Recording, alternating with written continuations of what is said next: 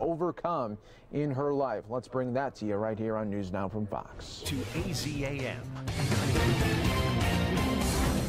Well, 2020 seeing major increases in domestic violence cases, up over 140% from last year.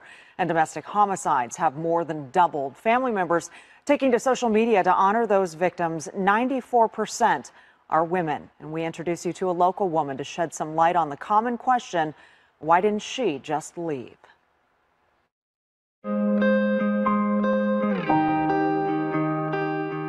Just wanted to kind of just share my mom's story and also do a tribute to her. A lot of my friends or some of even my family members don't know exactly what has happened with my mom. A TikTok video tribute to Denise, Venus's mom.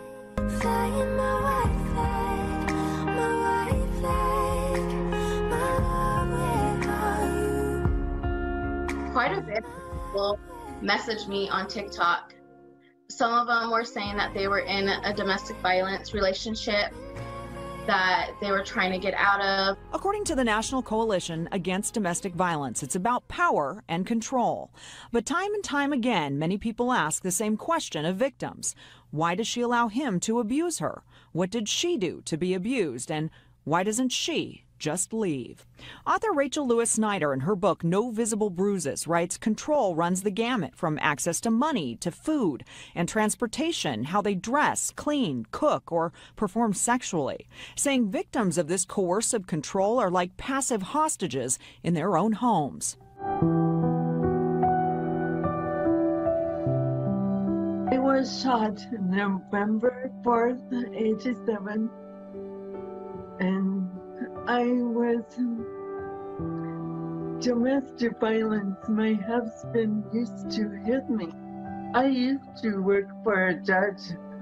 I was familiar with domestic violence. She worked daily on domestic violence cases, but kept quiet about the details of her own. I can't hide. I can't run.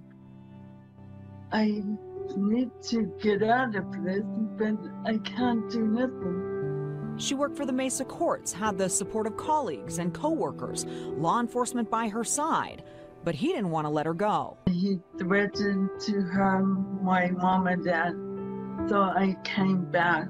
I didn't want nobody else to get hurt. She filed for divorce, filed for an order of protection. So came around, wanted to kiss in my gub, and I told him, no, not this time, Art.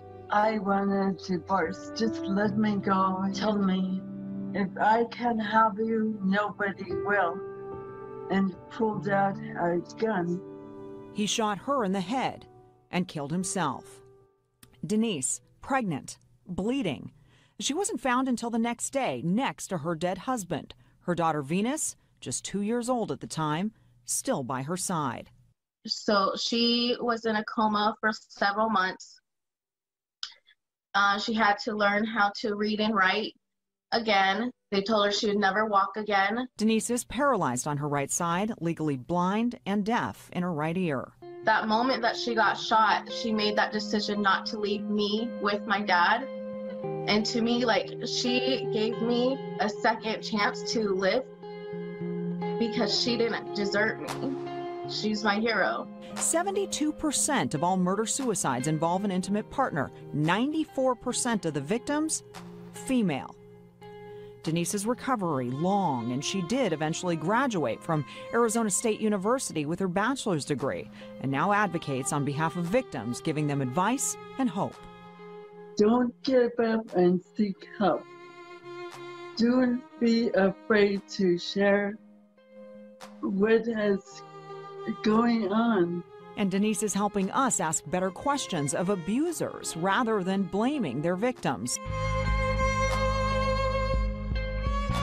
And according to the National Association Against Domestic Violence, we are asking the wrong people the wrong questions. And instead of asking women, why don't they just leave? They say we should be asking, why does he abuse her? How do we stop him from abusing her? And why doesn't he just leave? So if you know someone that's experiencing domestic abuse, there is help. You can call the National Domestic Abuse hotline at 1-800-799-SAFE. Celeste? Renee, thank you so much. Moving story.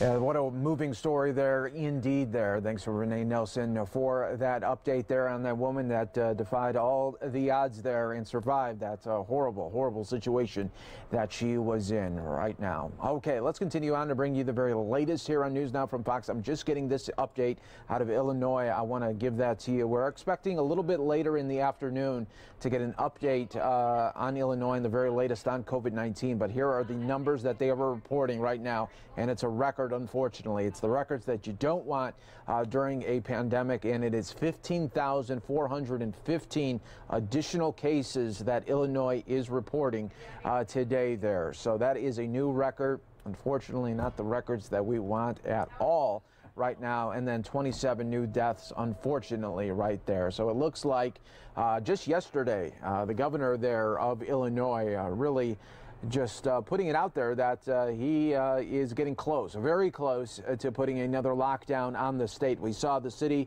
the largest city there in the state there of Illinois, Chicago, saying, you know what, on Monday we're doing a 30-day lockdown. We'll see what J.B. Pritzker has to say. If I had to guess, we all know what's going to be happening there to Illinois. It looks like they are headed for another statewide lockdown, as we're seeing